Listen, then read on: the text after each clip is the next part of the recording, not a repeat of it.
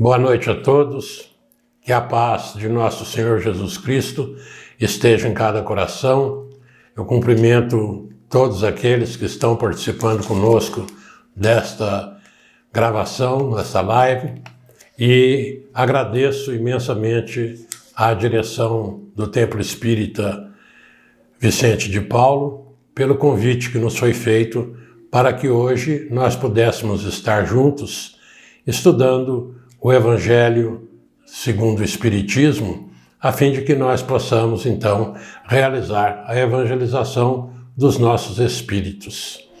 O Evangelho contém todo o roteiro, toda a luz que nós necessitamos para as nossas vidas, principalmente nesses momentos em que passamos todos com pandemia, com os desequilíbrios no planeta, sabendo que tudo que está ocorrendo é para o nosso próprio bem. Então, nós, estudando o Evangelho, nós estamos realizando e colocando em prática tudo o que é necessário para nós levarmos uma vida serena, tranquila, de realizações e possamos passar todos esses momentos que o planeta nos apresenta com muita fé, com muita alegria, com muita esperança, porque sabemos que Jesus é o nosso governador e Deus nunca desampara os seus filhos. O nosso tema de hoje é: ninguém poderá ver o reino de Deus se não nascer de novo, no capítulo 4 do Evangelho segundo o Espiritismo.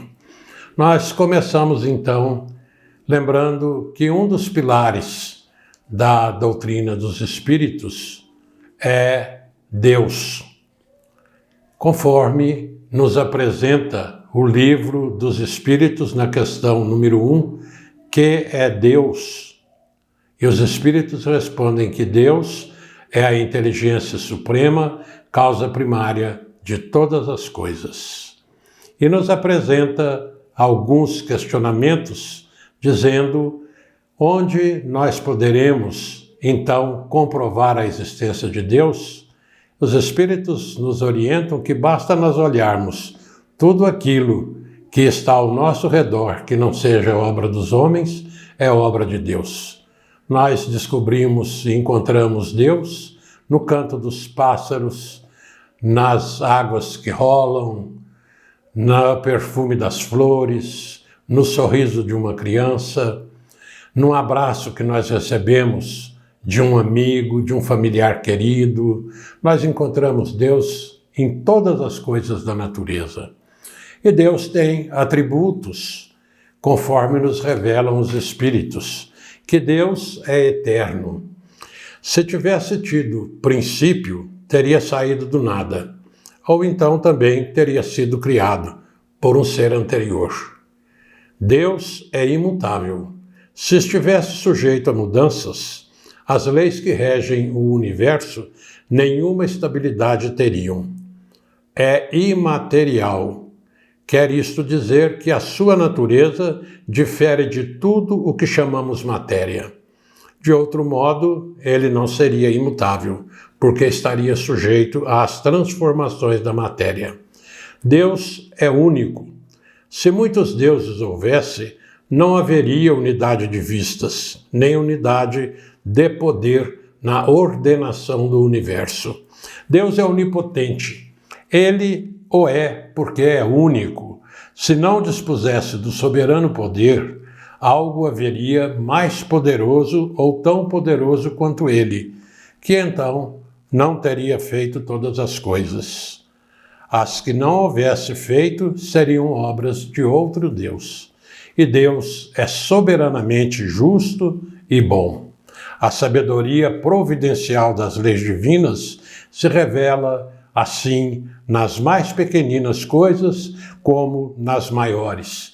E essa sabedoria não permite se duvide nem da justiça, nem da bondade de Deus. Nós recebemos essas orientações no Livro dos Espíritos, a respeito da existência de Deus. O Deus que a doutrina nos apresenta é um Deus diferente do Deus dos judeus. Aquele Deus severo, aquele Deus que punia, aquele Deus vingativo, não é o Deus dos espíritas.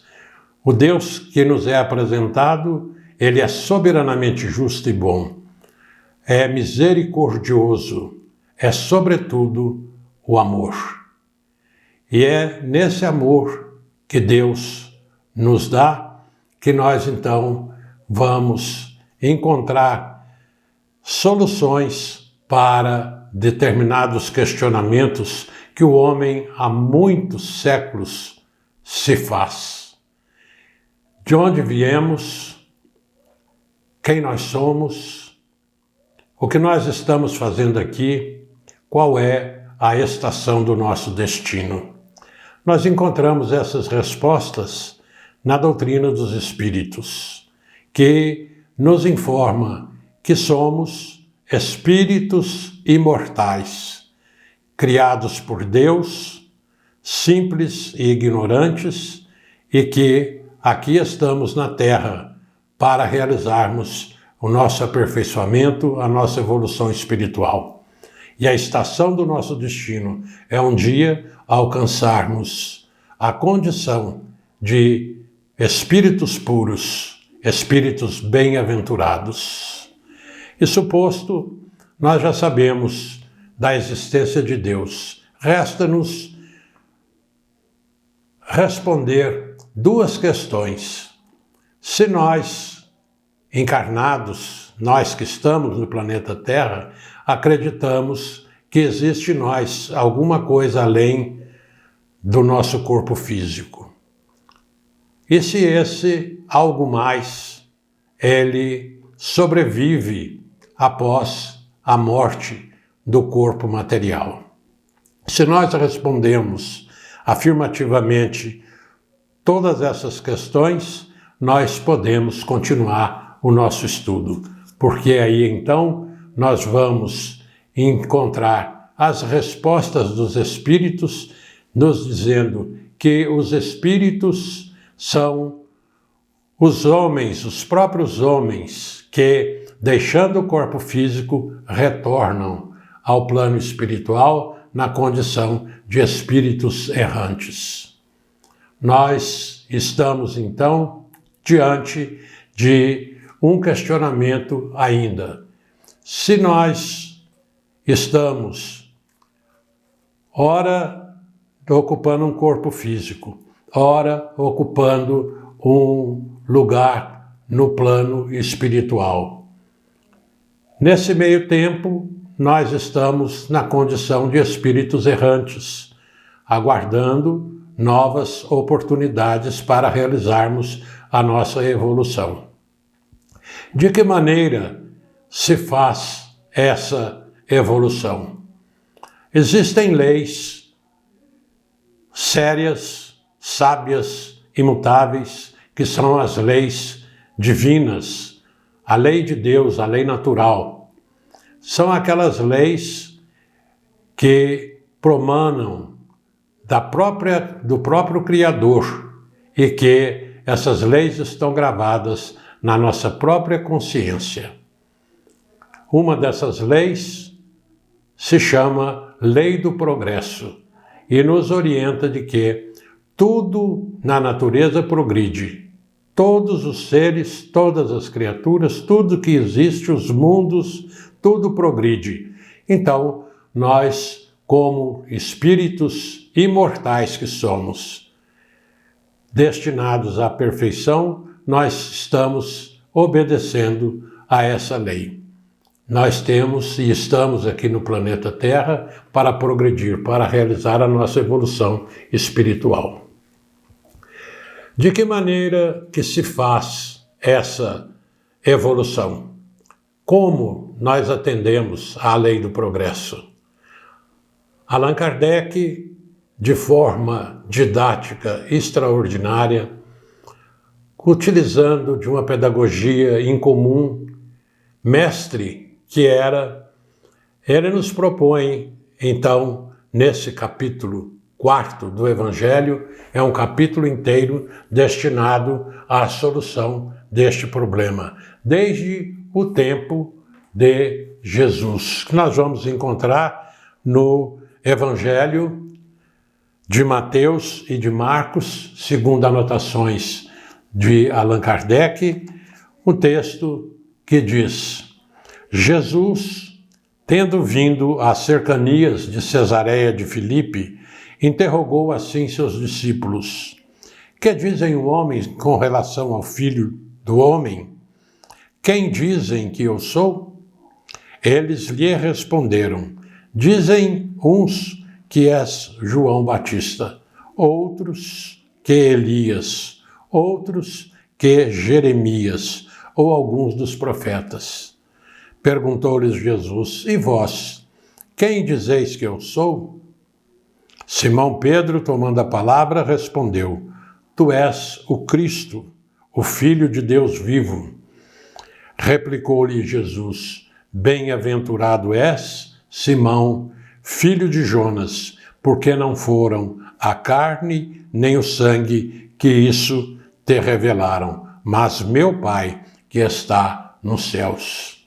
E ainda, destaque de Allan Kardec, do Evangelho de São Marcos e São Lucas, outro texto.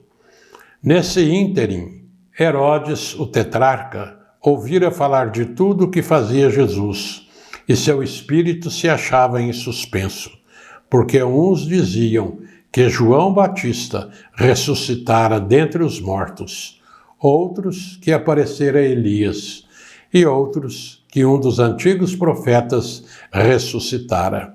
Disse então Herodes: mandei cortar a cabeça a João Batista. Quem é então esse de quem ouço dizer tão grandes coisas? E ardia por vê-lo. Nós vemos nesses dois textos que a reencarnação já era conhecida entre os judeus com outro nome. Era conhecida com o nome de ressurreição. A ressurreição que nós sabemos e a ciência comprova ser impossível, porque eles acreditavam que no final dos tempos o mesmo espírito iria habitar aquele mesmo corpo para então enfrentar o juízo final. A doutrina espírita nos ensina que a reencarnação é diferente. A reencarnação é o retorno do espírito para um novo corpo, especialmente formado para ele e que não tem nada a ver com o corpo anterior. Então, ressurreição e reencarnação não são a mesma coisa. Só que no Livro dos Espíritos, na questão 1010, que trata do assunto da ressurreição, há uma resposta de São Luís, nos diz bem claro que o conceito de ressurreição é a confirmação da reencarnação que os espíritos vêm nos trazer como uma orientação para o nosso progresso. Nós temos, então, um texto no qual Jesus se encontra com Nicodemos e mantém uma conversa extraordinariamente linda a respeito deste assunto. Ora, entre os fariseus havia um homem chamado Nicodemos, senador dos judeus, que veio à noite ter com Jesus e lhe disse: Mestre, sabemos que vieste da parte de Deus para nos instruir como um doutor, porquanto ninguém poderia fazer os milagres que fazes se Deus não estivesse com ele. Jesus lhe respondeu: em verdade, digo-te, ninguém pode ver o reino de Deus se não nascer de novo. Disse-lhe Nicodemos: como pode nascer um homem já velho? Pode tornar a entrar no ventre de sua mãe para nascer segunda vez? Retorquiu-lhe Jesus: em verdade, digo-te, se um homem não renasce da água e do Espírito, não pode entrar no reino de Deus. O que é nascido da carne é carne, e o que é nascido do Espírito é Espírito. Não te admires de que eu te haja dito ser preciso que nasças de novo. O Espírito sopra onde quer e ouves a sua voz, mas não sabes de onde vem ele, nem para onde vai. O mesmo se dá com todo homem que é nascido do Espírito. Respondeu-lhe Nicodemos: como pode isso fazer-se? Jesus lhe observou: pois que és mestre em Israel e ignoras essas coisas? Digo-te em verdade, que não dizemos senão o que sabemos, e que não damos testemunho senão do que temos visto. Entretanto, não aceitas o nosso testemunho. Mas se não me credes quando vos falo das coisas da terra, como me crereis quando vos fale das coisas do céu? Esse texto consta do Evangelho de São João, no capítulo 3, versículos 1 a 12. E nos deixa bem claro o ensinamento de Jesus a respeito da necessidade de nascer de novo. Ora, Nicodemos era senador dos judeus, era uma criatura letrada. Nicodemos era uma autoridade. Ele procurou Jesus à noite, certamente com medo de ser visto ir ao encontro do Mestre. E ele, saudando Jesus, o chama Mestre e reconhece toda a sua autoridade e reconhece tudo aquilo que Jesus representava na terra. Pois que vens de Deus. Se não estivesse com ele, ninguém poderia fazer o que fazes, diz Nicodemos. E ele estava à procura de uma resposta, o que era necessário para ele encontrar a paz, a felicidade. Ora, eles já conheciam, através das lições da Torá, do Antigo Testamento, a reencarnação. Eles sabiam que os espíritos retornavam. Eles sabiam que, através do retorno, se realizaria uma transformação para melhor dos indivíduos. Nicodemos conhecia, como no Antigo Testamento, diversos e muitos são os trechos que constam a tópicos que induzem à reencarnação. Vejamos um deles, no primeiro dos mandamentos da lei de Deus. Eu sou o Senhor vosso Deus, que vos tirei do Egito, da casa da servidão. Não tereis diante de mim outros deuses estrangeiros. Não fareis imagem esculpida, nem figura alguma do que está nos céus, nem embaixo na terra, nem do que quer que esteja nas águas sob a terra. Não os adorareis e não lhes prestarei culto soberano. Porque eu, o Senhor vosso Deus, sou Deus zeloso, que punho a iniquidade dos pais nos filhos, na terceira e na quarta gerações daqueles que me aborrecem, e uso de misericórdia até 1000 gerações daqueles que me amam e guardam os meus mandamentos. Se nós observarmos as interpretações realizadas nesse texto, nós encontramos clara referência à reencarnação. Eu sou Deus zeloso, vos tirei da terra da escravidão, mas eu sou aquele que também puno os delitos dos pais nos filhos na terceira e na quarta gerações. Se nós observarmos, se isso for interpretado ao pé da letra, nós vamos encontrar um Deus punitivo, que vai punir filhos, netos, bisnetos, tataranetos, por um delito que eles não cometeram. Mas se nós observarmos bem o texto, nós vamos entender que ele pune na terceira e na quarta gerações o mesmo espírito que delinquiu, porque ele já estará reencarnando na terceira ou na quarta gerações. Aí nós vemos a justiça de Deus, a maravilha que a doutrina dos espíritos nos traz. Outro texto também nós encontramos no diálogo feito entre Jesus e Pilatos. Quando Jesus inquirido por Pilatos se ele era rei, ele responde que sim, eu sou rei. Tu o dizes. Não nasci e não vim a esse mundo, senão para dar testemunho da verdade. Aquele que pertence à verdade, escuta a minha voz.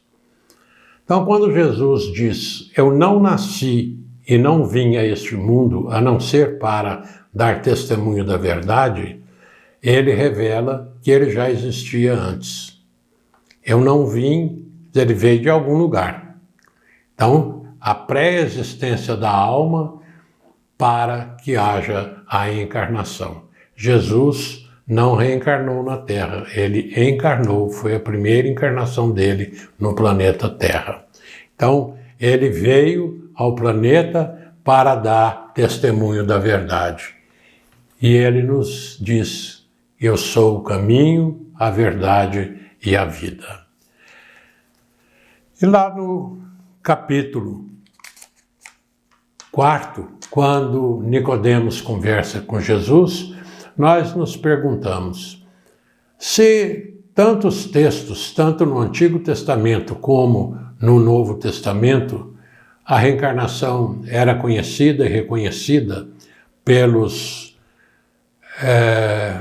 judeus, por que hoje a reencarnação não é aceita pela maioria das religiões cristãs? Por que a reencarnação não é aceita hoje pela maioria das criaturas no planeta Terra? E ela era conhecida, e ainda em muitas civilizações, em muitas sociedades, se aceita a reencarnação, a volta do espírito a um novo corpo. Há duas versões. Uma versão é que o imperador Justiniano, em Roma, num concílio em Constantinopla no ano 453, ele, juntamente com o Papa, ele aboliu o conceito de reencarnação porque a sua esposa, Teodora, havia sido uma cortesã e ela era responsável por diversos crimes. E ela se recusava a voltar ao planeta na condição de criatura humilde, devendo responder por tudo aquilo de mal que ela havia realizado. E assim, atendendo à solicitação de sua esposa, Justiniano, nesse concílio, juntamente com o Papa, eles aboliram a aceitação da reencarnação, atendendo o pedido da esposa do imperador. Isso não tem comprovação histórica, são fatos que alguns autores relatam, mas o fato determinante é que os imperadores Justiniano e Teodósio no Império Romano, eles, no século IV, eles instituíram o cristianismo como religião do Império. Era a religião oficial do Império. Com essa aceitação, os sacerdotes, aqueles que detinham poder religioso na mão, eles viram a sua autoridade aumentada. E isso trouxe maior sede de poder, maior sede de ganhos materiais, o que, para que eles conseguissem o seu intento, o seu objetivo de cada vez amelhar maiores bens, eles então resolveram abolir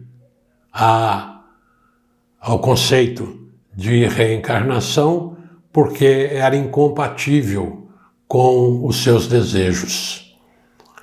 A unicidade de encarnação, a criatura teria dois destinos: ou seria aquele que atendesse todos os desejos da igreja, porque havia um conceito: fora da igreja não há salvação, ou eles iriam punidos para o inferno para sempre, o que iria de encontro à reencarnação, que estabelece que, com a pluralidade das existências, cada um é responsável por tudo aquilo que faz, atendendo à lei de causa e efeito. Tudo aquilo que nós plantamos hoje, nós somos obrigados a colher amanhã. Se nós queremos paz, semeemos paz. Se nós quisermos colher discórdia, semeemos discórdia. Por essa razão, até os dias atuais, muitas religiões, muitos segmentos cristãos abominam o conceito da reencarnação. Mas a doutrina dos espíritos, mercê da infinita misericórdia de Deus e do amor de Jesus por todos nós, vem nos revelar que somente através do conhecimento da reencarnação é que nós poderemos entender o que nós estamos fazendo aqui. Sem esse conceito da reencarnação, muitas das parábolas, muitas das mensagens de Jesus se tornariam ininteligíveis. Nós não compreenderíamos. Aí cairíamos naqueles dogmas como se fossem imposições religiosas. Mas a doutrina espírita é, além de uma doutrina consoladora, é a doutrina da razão. É aquela que faz com que a nossa fé se torne inabalável, porque é capaz de enfrentar frente a frente a razão em todas as épocas da humanidade. Assim nós temos aprendido no livro O Evangelho segundo o Espiritismo. Quando Jesus então disse para Nicodemos que ninguém poderia alcançar o reino de Deus, o reino de Deus não é um local geograficamente determinado. O reino de Deus não se encontra num determinado local no espaço. O reino de Deus, ele está dentro de cada um de nós. Se nós queremos encontrar a paz, a harmonia interior, serenidade, nós temos então que realizar o nosso compromisso, realizar com responsabilidade tudo aquilo que nós temos aprendido e tudo aquilo que nós assumimos no plano espiritual antes de nós recebermos a nova oportunidade de encarnarmos novamente no planeta Terra.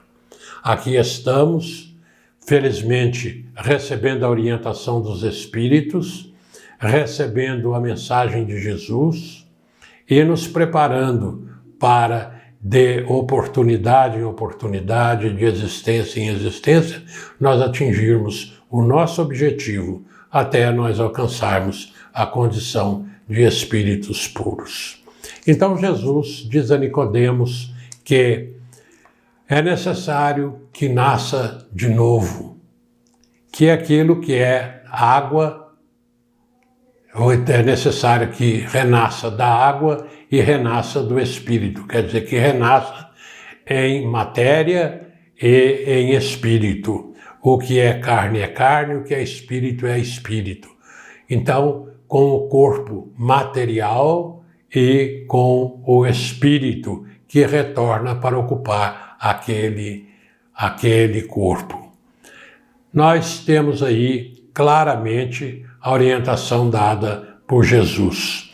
E nós encontramos, então, no Livro dos Espíritos, orientações bastante interessantes e bastante importantes para o nosso entendimento. Na questão 132 do Livro dos Espíritos, a pergunta é a seguinte: qual o objetivo da encarnação dos espíritos? Os espíritos respondem que Deus lhes impõe a encarnação com o fim de fazê-los chegar à perfeição. Para uns a expiação, para outros missão. Mas para alcançarem essa perfeição, têm que sofrer todas as vicissitudes da existência corporal. Nisso é que está a expiação. Visa ainda outro fim à encarnação, o de pôr o espírito em condições de suportar a parte que lhe toca na obra da criação. Então nós temos aqui o objetivo da encarnação é alcançarmos a perfeição.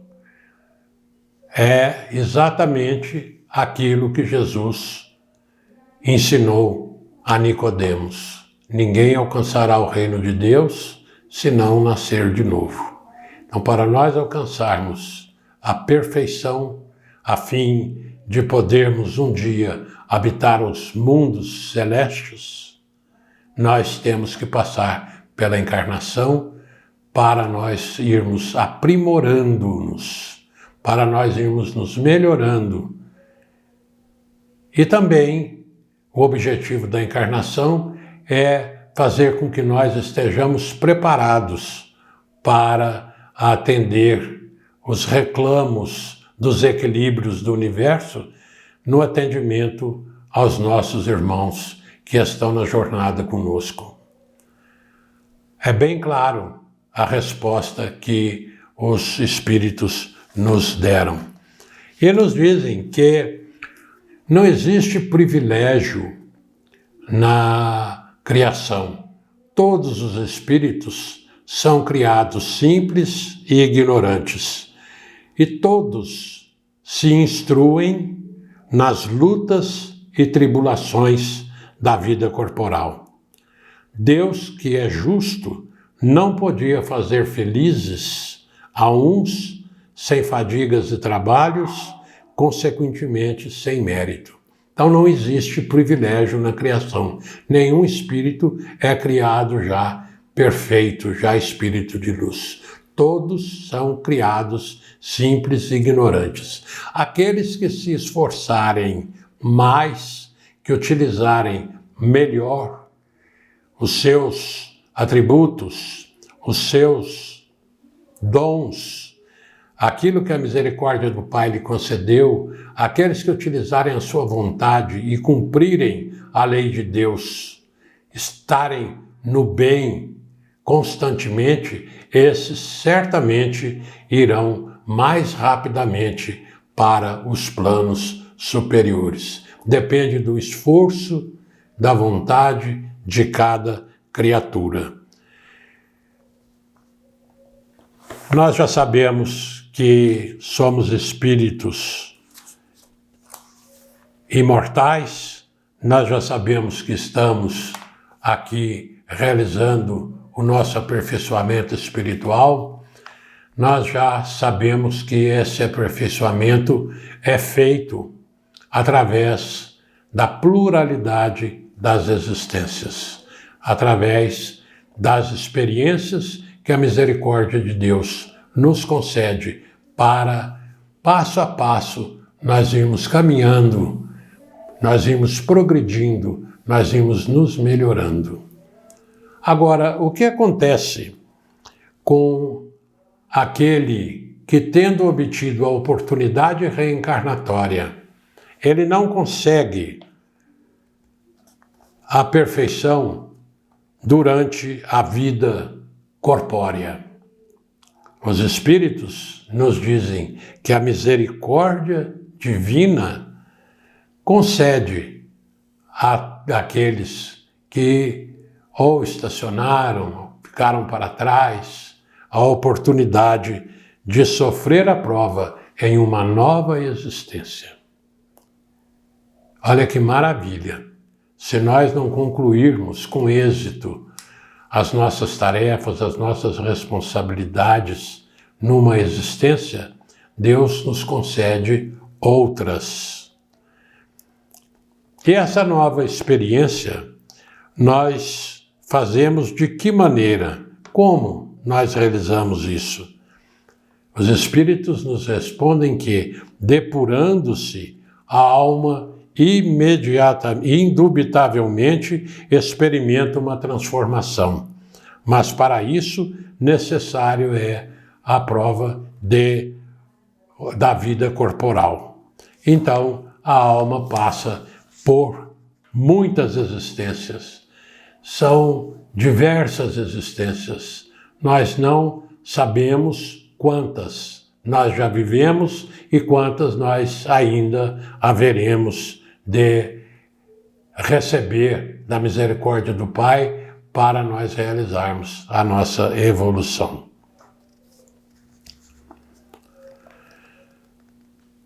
Qual o fim objetivado com a reencarnação?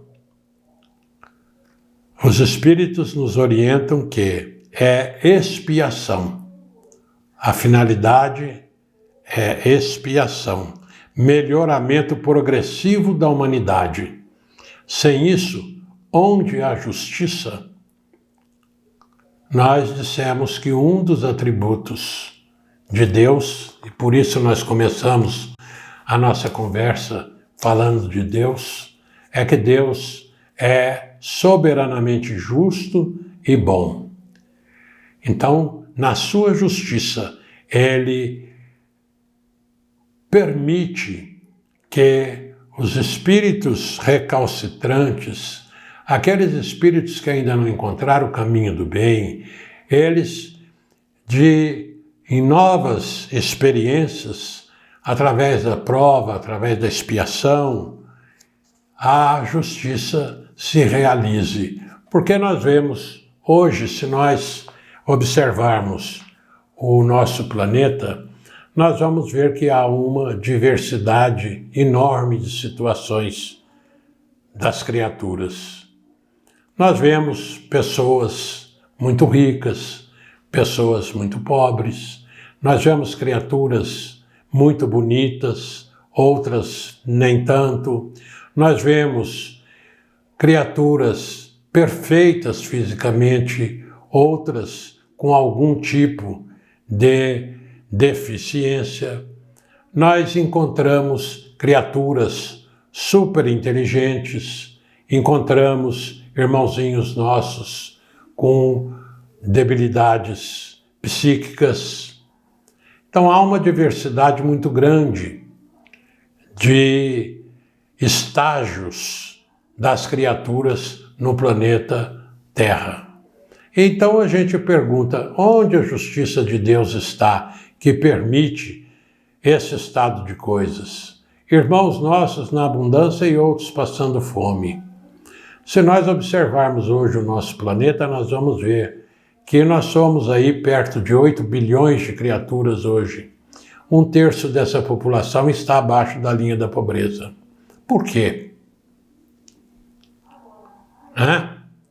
Então, nós encontramos a justiça e a bondade de Deus no conceito da reencarnação. Cada um sofre a prova de uma forma.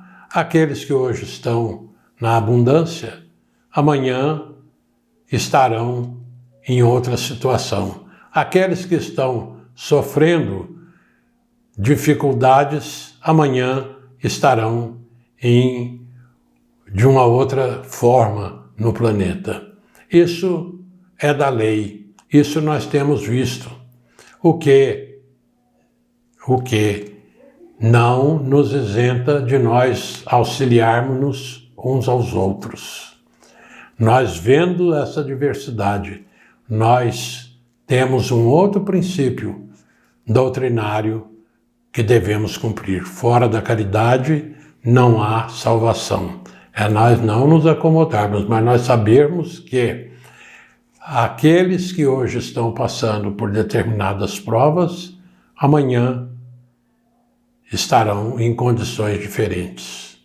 Por isso, nós temos aprendido que, conforme nós enfrentarmos as nossas dificuldades, nós enfrentarmos os nossos problemas, nós enfrentarmos aquilo tudo que está se passando na nossa vida, com resignação, com paciência, com aceitação, com responsabilidade, nós estamos nos transformando em criaturas melhores, em pessoas que estão assim mais preparadas para enfrentar o dia a dia.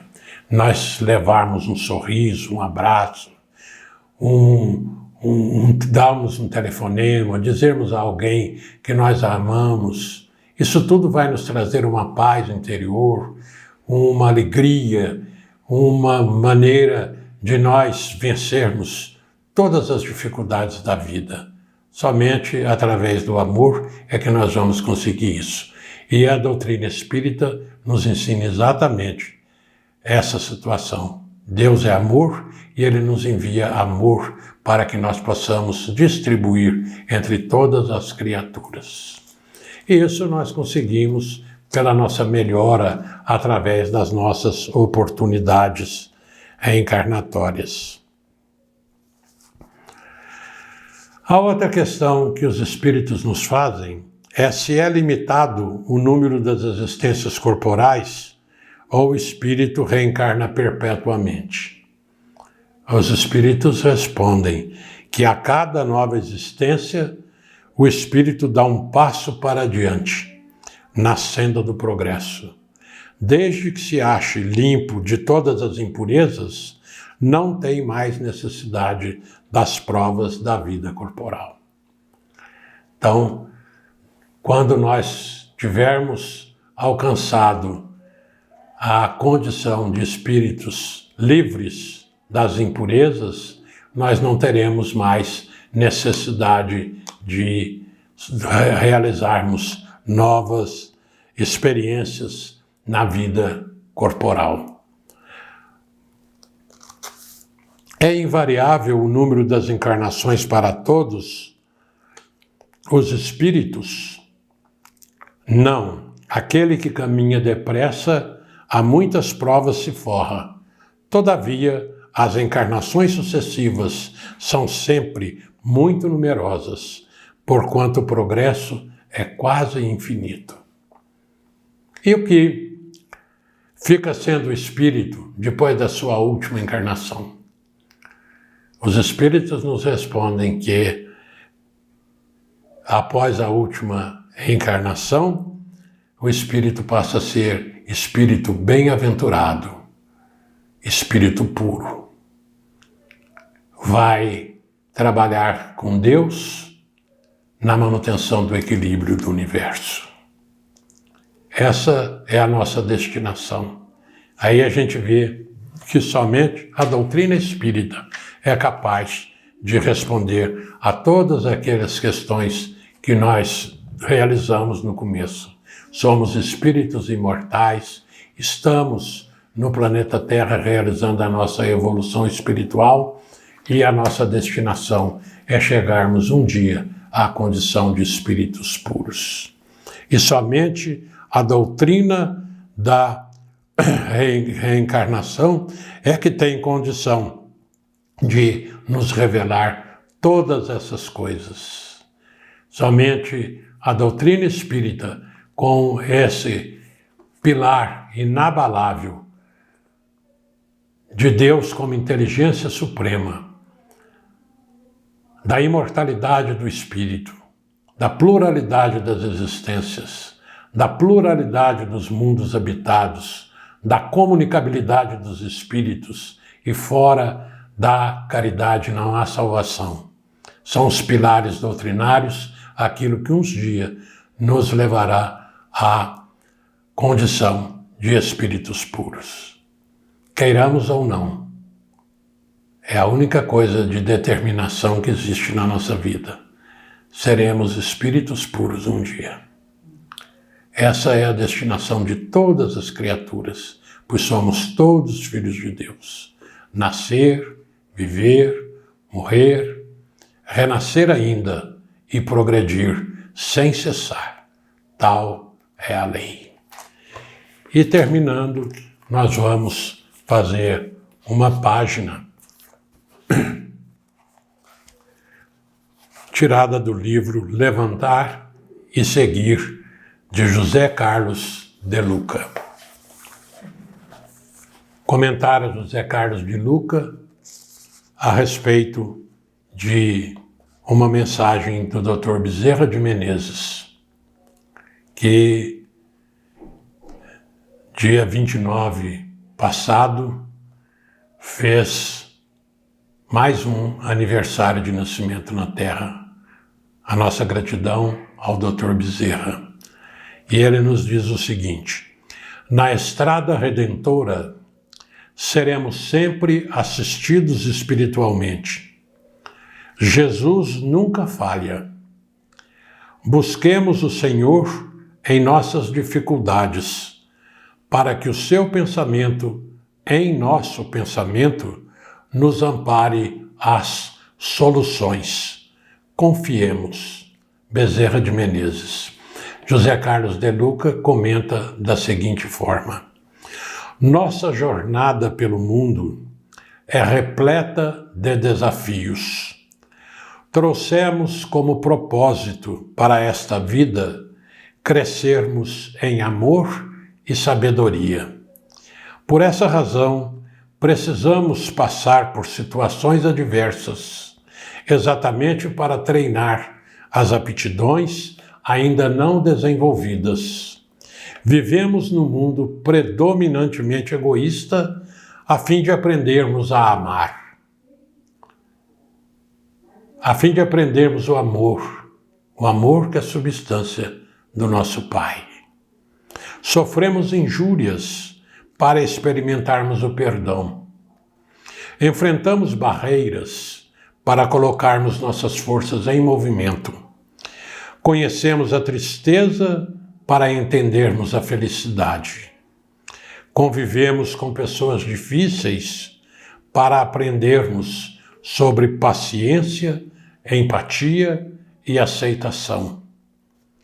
Não obstante, em todas as nossas dificuldades, sejam elas quais forem, sempre estaremos espiritualmente assistidos por Jesus, pois ele disse que não nos deixaria órfãos, isto é, desamparados. Jesus nunca falha. É preciso ter essa confiança, sobretudo no momento mais agudo da prova. Quando o barco parece afundar, Jesus surge acalmando a tempestade. Isso aconteceu com os discípulos do Mestre, acontecerá conosco também. Quando buscamos Jesus, o seu pensamento entra no nosso. A sua energia se funde com a nossa. E aí nos sentiremos orientados e fortalecidos para atravessar o mar através das tempestades e dos ventos contrários. E Jesus, mais uma vez nos dizendo: no mundo tereis tribulações, mas tende coragem, eu venci o mundo.